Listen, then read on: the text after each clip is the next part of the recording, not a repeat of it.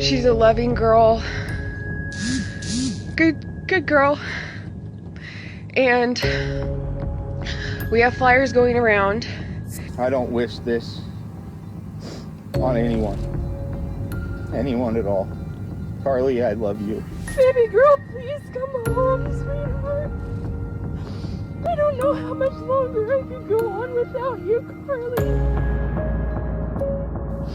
I have so many questions, Karlie. She was waving a piece of paper, like a 12 by 12 piece of paper. She was just waving it in the air. We have done search warrants. We have done data dumps of all electronic devices. We've interviewed everybody that's related to her. We've brought in the FBI. Well, that's what happened to 16-year-old Karlie Gusé's parents in 2018 in Chalfont Valley, California. Well, it's not there.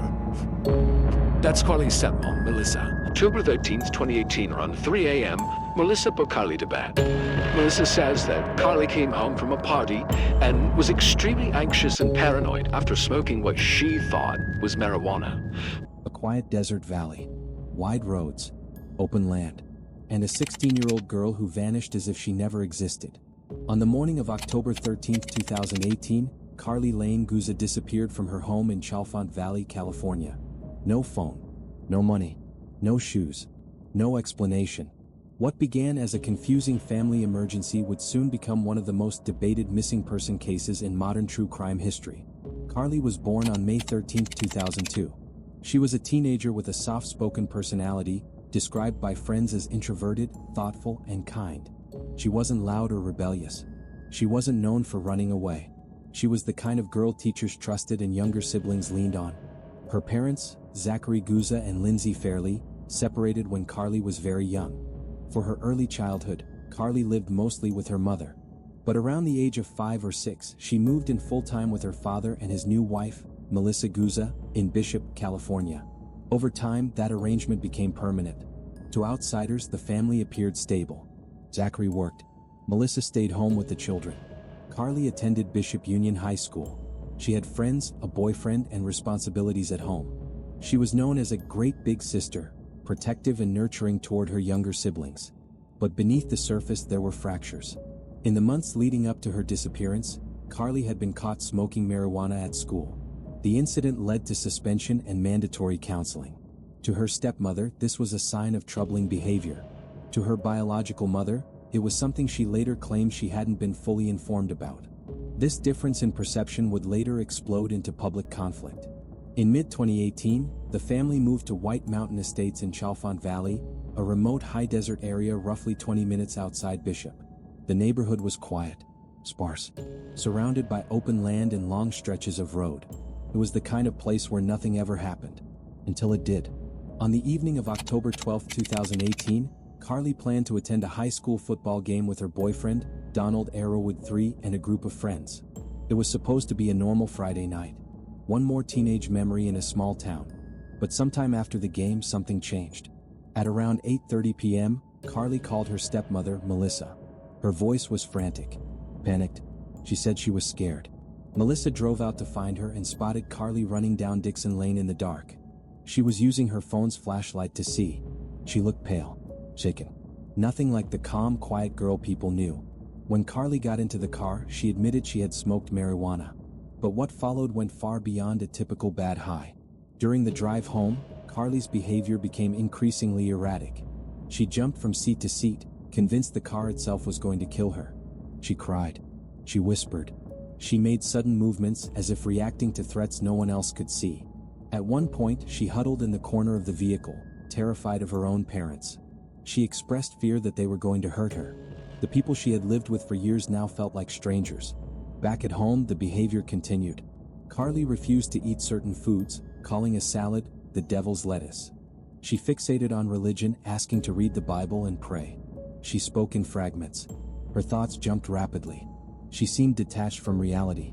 Melissa, unsure of what she was witnessing, made a decision that would later divide public opinion. She turned on her phone and recorded audio of Karlie's behavior.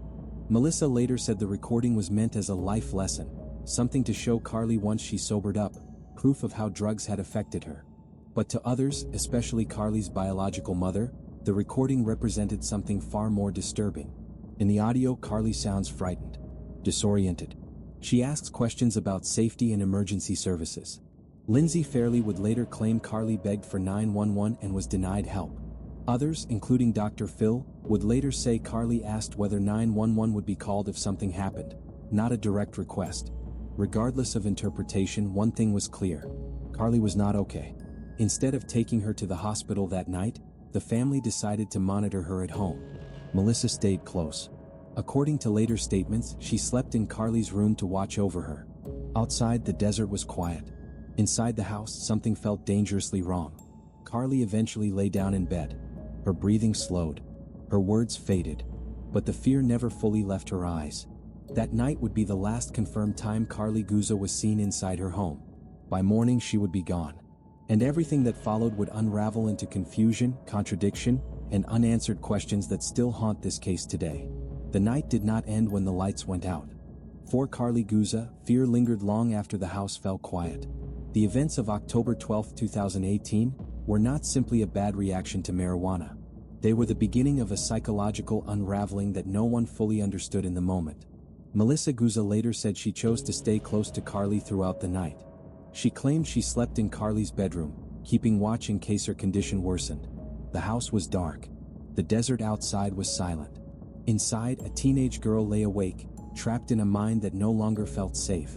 At around 5:45 a.m., Melissa said she woke up and saw Karlie lying in bed with her eyes open. She did not speak. She did not move. She was awake, staring into the darkness. Melissa said she believed Karlie had calmed down and decided to go back to sleep. That moment would later become one of the most scrutinized details of the entire case. Because what happened next would determine everything. Sometime after that early morning check, Karlie got out of bed. She did not wake anyone.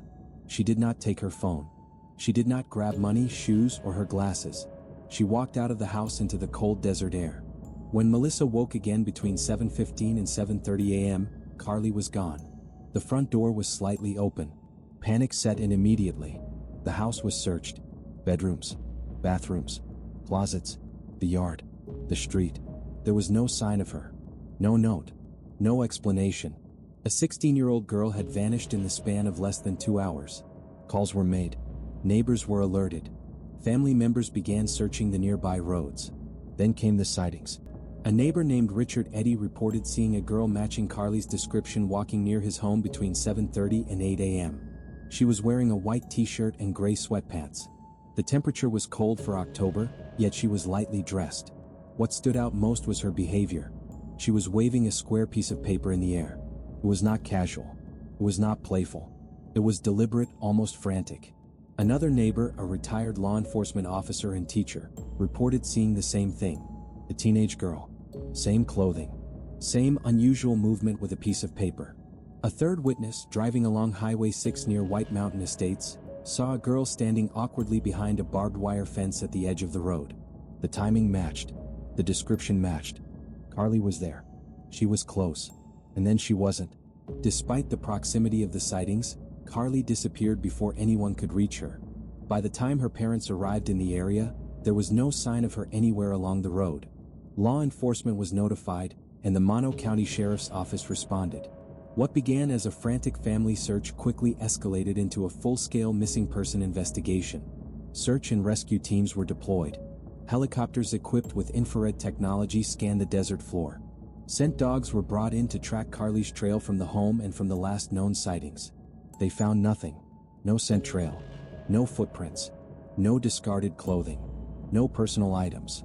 The desert offered no answers. In cases like this, the environment often tells the story.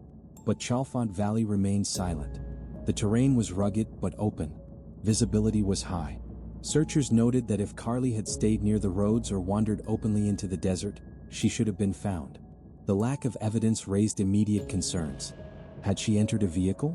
Had someone picked her up? Or had she wandered farther than anyone realized? As the search continued, inconsistencies in the family's story began to surface. Melissa initially told media outlets that she had checked on Karlie at 5:45 a.m. as part of a routine and found her asleep. Later, she admitted that this version was not true. She said she had lied because she was panicking and did not know what to say. The revised account, that she had slept in Karlie's room and seen her awake at 5:45 a.m., changed the timeline dramatically. And in missing person cases, timelines are everything. Questions followed quickly. Why lie at all? Why wait hours to report Karlie missing? Why was a teenager in clear distress not taken to the hospital the night before? Each question added weight to an already tense situation. Meanwhile, Karlie's biological mother, Lindsay Fairley, grew increasingly vocal. She accused the sheriff's office of mishandling the case, claiming polygraph tests were delayed and that tips inconsistent with a runaway narrative were ignored. She questioned whether law enforcement had grown too close to Melissa Gusé. She questioned whether critical time had been lost. The investigation was now unfolding in two directions at once: the physical search for Karlie and the unraveling of trust between the family and authorities. As hours turned into days, hope faded. The desert gave nothing back. No trace of a teenage girl who had been seen just moments before. What remained were contradictions, unanswered questions, and the chilling realization that Karlie Gusé had vanished into thin air. And the deeper investigators looked, the stranger the case became. As days passed with no sign of Karlie Gusé, the investigation shifted from urgency to uncertainty. Search teams continued to comb the desert, expanding the radius mile by mile. Volunteers arrived from neighboring towns. Horseback units, drones, helicopters, and scent dogs returned again and again to the same areas, hoping something had been missed. Each search ended the same way. Nothing. No footprints in the dust. No clothing caught in brush. No signs of a struggle. No evidence that a 16-year-old girl had traveled far on foot through open terrain. Investigators began to consider the possibilities they hadn't wanted to voice aloud. If Karlie had wandered aimlessly, she should have been found. If she had collapsed, search teams should have seen her. The desert was harsh, but it was not infinite. The silence suggested something else. Attention slowly turned inward. The night before Karlie disappeared was dissected minute by minute. Her behavior was no longer described as simple paranoia or anxiety.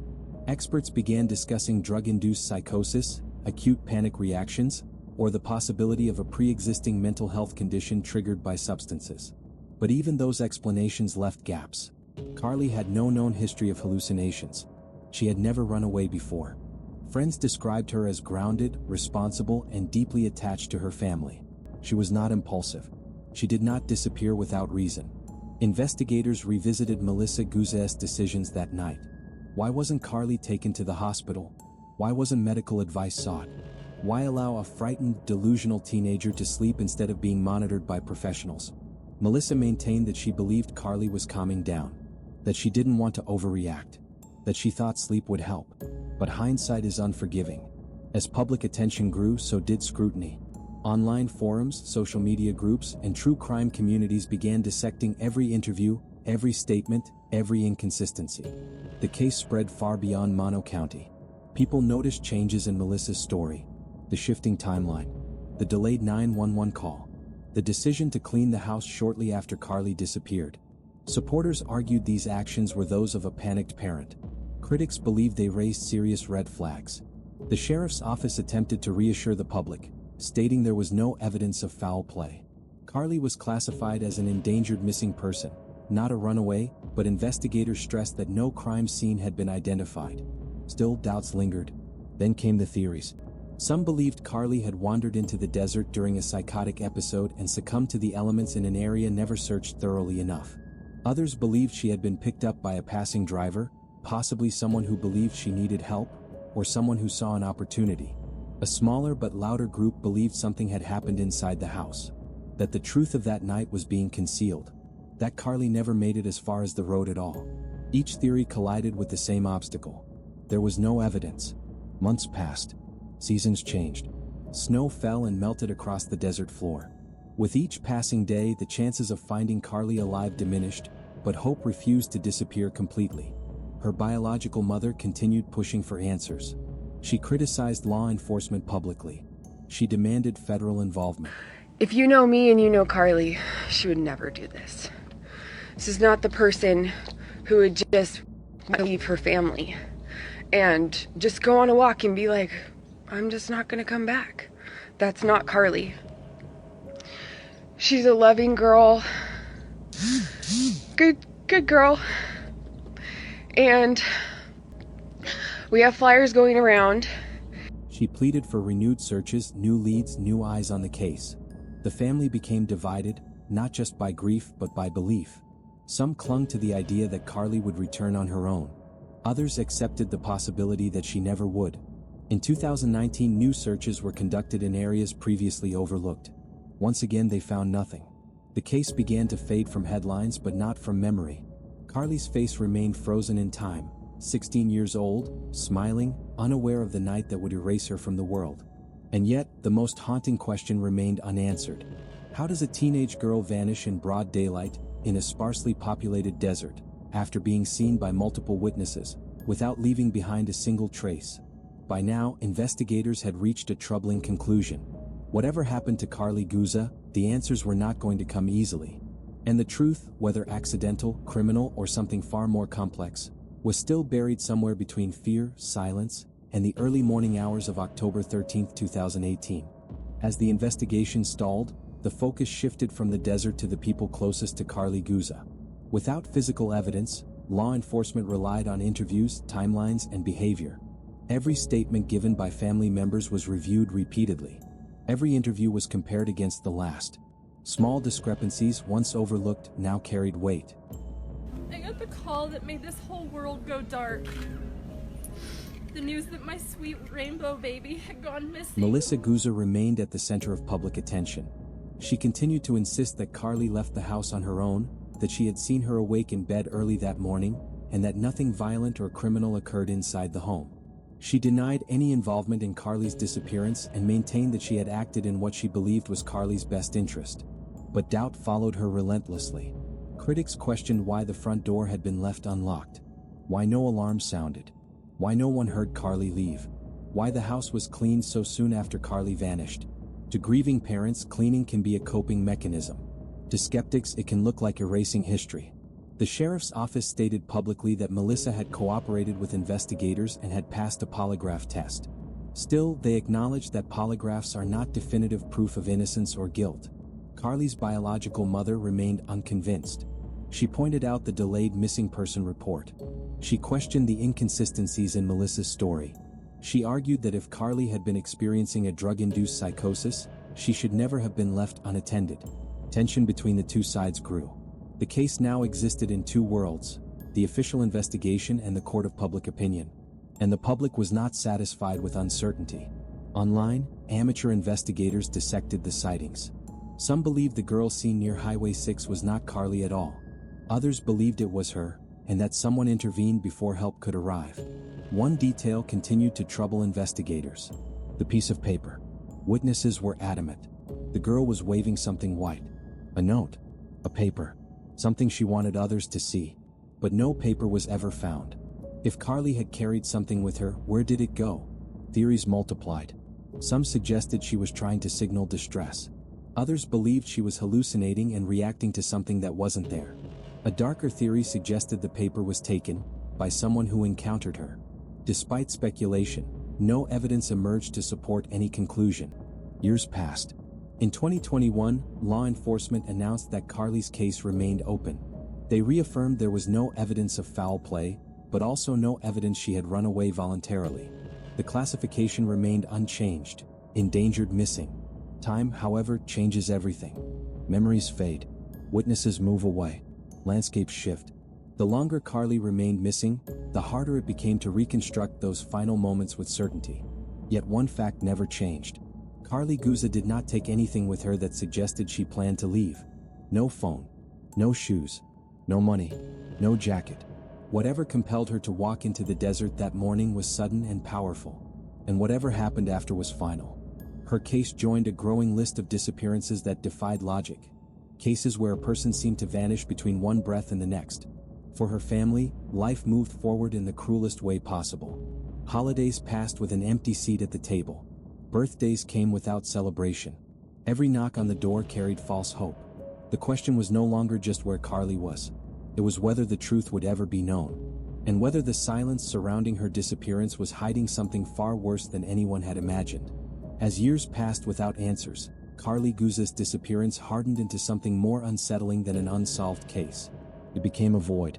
Investigators continued to review the same evidence, the same witness statements, the same unanswered questions. Each time they arrived at the same dead end. No physical trace. No confirmed sightings. No digital footprint after that morning. The desert had given nothing back. The FBI remained involved, quietly assisting behind the scenes.